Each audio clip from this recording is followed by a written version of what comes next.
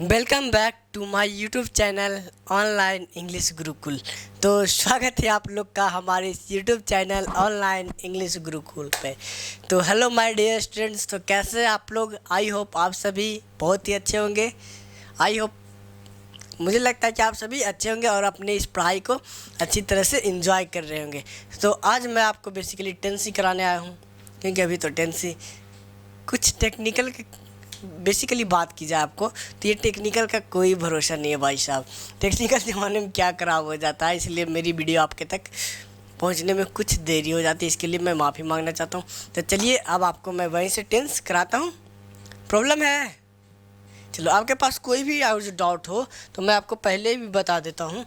अगर आपके पास कोई भी डाउट है तो आप हमें व्हाट्सएप नंबर पर व्हाट्सएप कर सकते हैं 62 87 66 81 55। हाँ, ये व्हाट्सअप नंबर है केवल, इस पर कॉल नहीं है, इनकमिंग कॉल नहीं है, ये केवल व्हाट्सअप नंबर है 62 87 66 81 55।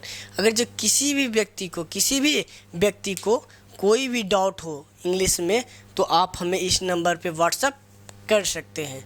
कोई दिक्कत है? चलिए चलिए अब आपका टॉपिक स्टार्ट किया जाए भाई साहब, टाइम ना बर्बाद करते हुए। ओ बेटे, तुसी मौज कर दी, बड़े हैवी ड्राइवर हो। चलो ये समझाते बेटे। तो चलिए हम आपको टेंस सिखाते। क्या सिखाते भाई? टेंस। यहाँ तक क्या हो गया था? तो टेंस में बेसिकली कंडीशनल सेंटेंस से चल रहा था। TONDITIONL conditional, ACNTENC। अब मैं आपको ज़्यादा वीडियो नहीं, शॉर्ट वीडियो प्रोवाइड करूँगा, लेकिन हाँ, शॉर्ट में भी कॉन्सेप्ट एक दिन में सिखाऊँगा। अब आपको मैं धीरे धीरे सारे कॉन्सेप्चुअल चीज़ को सिखाने का प्रयास करूँगा, ठीक है? रटाने का प्रयास नहीं। चलिए, ज़्यादा 8 से 10 मिनट का ये वीडियो जाएगा, कोई दिक्कत नहीं होनी चाहिए। चलिए अब कंडीशनल सेंटेंस में कंडीशन बेसिकली ईफ के साथ बता दिए थे, प्रोवाइडेड डेट के साथ, इन सभी के साथ हमने आपको कंडीशन करा दिया था। एक बचता अब आपका था जो कि बहुत ही कम लोग कराते हैं, व्हाट फॉर। क्या होता है बाबू? What for. जैसे हम आपके सामने एक पहले इसका क्वेश्चन पेश करते हैं, what for his help. What for his help, आप लोग इसे बनाने का प्रयास करें। Rohit would ruin. चलो ये रहा आपके पास एक क्वेश्चन। चलिए हम आपके पास दो क्वेश्चन देते हैं, एक रहा दो। What for the flood, but for the flood I would have come here study. उधर दिखाई दे रहा होगा। चलिए अब आपके पास दोनों क्वेश्चन है, समझे? क्योंकि अब एक आदमी मैं अकेले सारा चीज़ मैनेज करता हूँ, इसलिए मुझसे उतना हो नहीं पाता है। और 7-8 घंटे पढ़ाने के बाद ऑफलाइन कोचिंग, तो 7-8 घंटे पढ़ाने के बाद मैं भी इग्नोर कर देता हूँ। तो आप लोगों के लिए अब मैं फिर से पटना आ रहा हूँ, तो पटना में जिससे भी बेसिकली पढ़ना हो तो आप हमसे कंसल्ट कर सकते हैं। आपके पास नंबर दिया गया है, आप इस नंबर पे व्हाट्सअप करें। कॉल तो नहीं लगेगी, क्यों? क्योंकि इसमें रिचार्ज ही ना है, समझे? चलिए भाई साहब, आप इसे सबसे पहले सुधारिए। आपके लिए 1 मिनट का टाइम दिया जा रहा है, उसके बाद मैं आपका गुरु आपको क्लियर कराएगा। चलिए चलिए भाई साहब। ओ बेटे, कर लिया जी। चलिए मैं आपको कराता हूँ। आप लोगों ने किया है? नहीं। चलिए मैं आपको कॉन्सेप्ट क्लियर। इस व्हाट फॉर की मीनिंग को देखा जाए बाबू, तो व्हाट फॉर का मतलब होता है इट हैडंट मतलब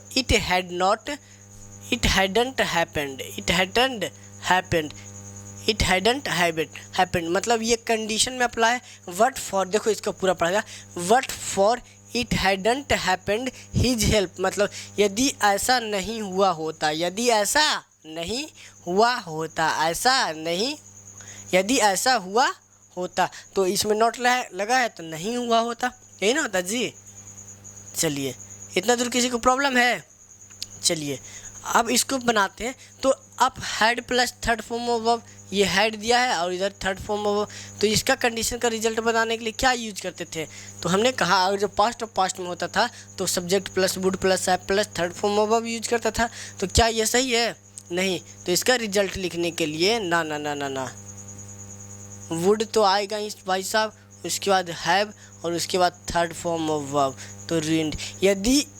यदि उसने उसकी मदद नहीं की होती, यदि उसने रोहित की मदद नहीं किया होता तो रोहित क्या हो गया होता बाबू? बर्बाद हो गया होता। क्या हो गया होता? बर्बाद हो गया होता। समझा? रोहित क्या हो गया होता? बर्बाद हो गया होता। यानी वर्ड फॉर का मतलब इट हैडंट हैपेंड, यदि ऐसा नहीं हुआ होता, यानी रोहित ने उसकी मदद नहीं किया, यदि उसने उसकी मदद नहीं किया होता तो वह क्या हो जाता? बर्बाद हो जाता। उसके बाद समझा व्हाट फॉर द फ्लड, यदि बाढ़ नहीं आई होती, यानी ऐसा नहीं होता मतलब बाढ़ नहीं आया होता तो he would have come, he would have तो यानी would plus have plus third form of अपने आप में सही है। अब लोगों के दिमाग में होता है सर यस्टरडे को देखते हैं क्या करना है? पास्ट इंडेफिनिट करना है। क्या करना है? Past indefinite. अरे मूर्खानंद, तुम लोग एकदम मूर्खानंद रह गया। यस्टरडे को देखते हैं सर पास्ट इंडेफिनिट, तो देख तेरे के सामने एग्जांपल लिख देते हैं। ये कॉन्सेप्ट क्लियर होना चाहिए आपको, समझ में आया? ये कहाँ से वुड प्लस है प्लस थर्ड फॉर्म, ये पास्ट ऑफ पास्ट में आपका कंडीशन है, इसके मीनिंग में ये छुपा हुआ है पास्ट ऑफ पास्ट। लेकिन आपको सीधा बताया बट फॉर का वर्ड फॉर जैसी, देखिए ये आपको कराया भी नहीं जाता, बहुत कम ही लोग होते हैं जो इस कंडीशन को आपको कराते हैं। ठीक है चलिए हो गया। देखो अब बच्चे के मन में होता है, बच्चा का मन भाई साहब कुछ भी सोच सकता है। ससुर का नाती कभी सोचे कि शोर हमारी शादी कर दो। हाँ बेटे देखो, एक तो शादी होती है बेटे और एक होती है शादी की जाती है। तो हमारी शादी तो हुई ना है, हम अपनी शादी करेंगे। शादी किसकी होती है? किसकी होती है शादी?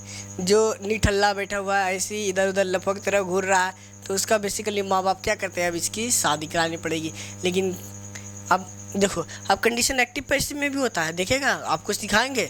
आपका एमटीएस के क्वेश्चन में ये दिया गया है, और जो मैं आपको बेसिकली सेट मेरे पास होता तो मैं आपको क्वेश्चन भी दिखा देता अभी।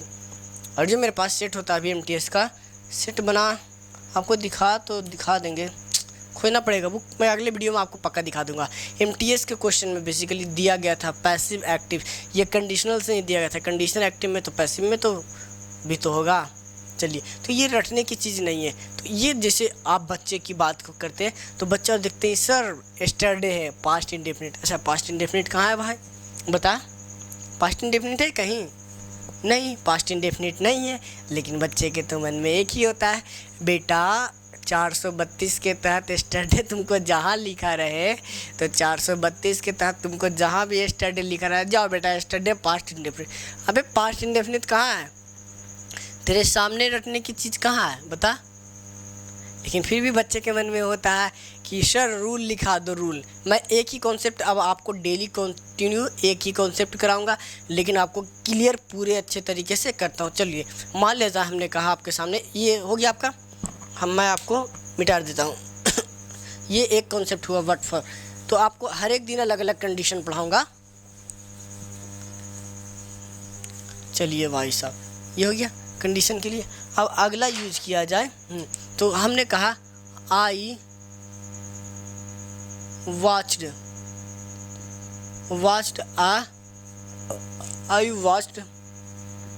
a movie at this time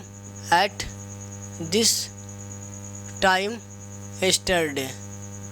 I watched a movie at this time yesterday. चलो yesterday यहाँ लिख देते हैं जी, कोई दिक्कत नहीं। YSTER हो गया आपका yesterday। चलिए कोई दिक्कत है। अब बच्चों को क्या किया जाता है कि सर देखो yesterday देखते ही आपको क्या करना है, पास्ट इंडेफिनिट रट लेना है। क्या रट लेना? Past indefinite. क्या ये तब तो ये सेंटेंस सही हो जाता।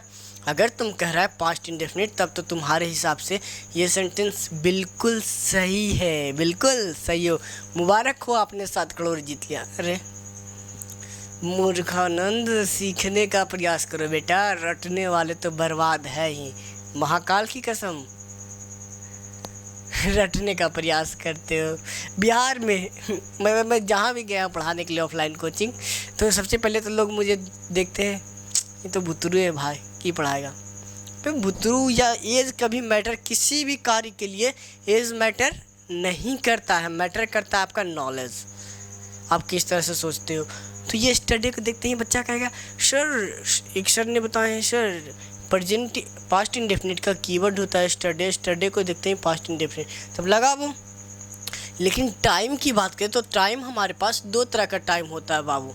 इस टाइम की बात की जाए, एक होता है पीरियड ऑफ टाइम, क्या होता है बाबू, period of time, period of time, और एक होता है point of time, point of time, point of time. Period का मतलब ड्यूरेशन, ड्यूरेशन का मतलब 1 घंटा 2 घंटा, ये सब क्या है ड्यूरेशन। और पॉइंट ऑफ टाइम मतलब एक स्पेसिफिक, क्या आप एक पॉइंट ऑफ टाइम पे एक मूवी को देख लेंगे एट दिस टाइम, ये तो आपका ड्यूरेशन हुआ। ड्यूरेशन में ये लगा दिया है at this time, at this time, ये आपका पॉइंट ऑफ टाइम। क्या आप पॉइंट ऑफ टाइम पे पक्का एकदम 10 बजे जैसे हमने कहा, जैसे आपके सामने हम एक क्वेश्चन देते हैं, I watched a movie, I watched a movie at 10 o'clock, I watched a movie 10 o'clock। क्या आप पक्का 10 बजे तो मूवी देख लोगे? How is that possible? क्या ये संभव हो सकता है? क्या आप पक्का 10 बजे मूवी देख सकते हो? नहीं संभव हो सकता। तो ये आप कैसे कर सकते हो? तो ये भी तो आपका गलत है। तो यहाँ पे बेसिकली अब क्या, अब इसको बदल देगा एक्शन को, ना टाइम को बदल देगा, ना बेटे ना, टाइम एक्शन का बाप होता है, इसलिए बाप का तो चेंज करेगा नहीं, तो बेटा चेंज कर दो, मतलब एक्शन का बिहेवियर को चेंज करो, यानी बेटा का बिहेवियर को चेंज करो भाई। बापे को चेंज कर देता तो बेटा फिर दिखते होगा। I was watching, I was watching, आपका उस समय वॉचिंग करने का एक्शन जारी हो सकता है। उसके बाद हमने कहा आई वॉच्ड, ना ये भी पॉइंट ऑफ टाइम है, तो आई वॉचिंग नहीं, I was watching, I was watching a movie. समझ में आया? तो अब जिन लोगों के मन में एक ही चीज़ लगी रहती है कि सर पास्ट इंडेफिनिट करा दो, स्टडी देखते हैं, ये देखते हैं, अरे कुछ नहीं होता भाई, रटने की चीज़ है ही नहीं। आप मेरे साथ पेशेंस बना के रखो, मैं आपको टोटल चीज़ कॉन्सेप्ट वाइज क्लियर करूँगा। आई विल प्रॉमिस यू, मैं आपसे वादा करता हूँ, समझे? Don't worry. चलिए अब मिलते हैं आपसे नेक्स्ट वीडियो में, महाकाल की कसम। तो आप हमारे वीडियो को लाइक शेयर एंड सब्सक्राइब ज़रूर से ज़रूर, प्लीज़ आप हमें सपोर्ट ज़रूर करें, लाइक करें या तो ना करें, लेकिन आपको एक काम ज़रूर करना है, शेयर करना है और आपको सब्सक्राइब करना है इसे, क्योंकि आप सपोर्ट करेंगे तो ही मैं आगे बढ़ पाऊँगा, नहीं तो फिर वैसे ही रह जाऊँगा, क्योंकि मुझे आपके सपोर्ट की ज़रूरत बहुत ज़्यादा है। आप ही वो हो जो किसी भी व्यक्ति को बेसिकली या तो उठा सकते हो या फिर गिरा सकते हो। और स्टूडेंट का पावर ही होता है, जैसे मान लीजिए जितने भी टीचर फेमस हुए हैं वो उनको कौन उठाया? आप ही ने। आप चाहे तो गिरा भी सकते हैं, तो बेसिकली आप ही से मैं उम्मीद करता हूँ कि आप ही मुझे उठा सकते हो या फिर गिरा सकते हो, कोई दिक्कत नहीं। मिलते हैं नेक्स्ट वीडियो में, ठीक है? जय हिंद, जय भारत।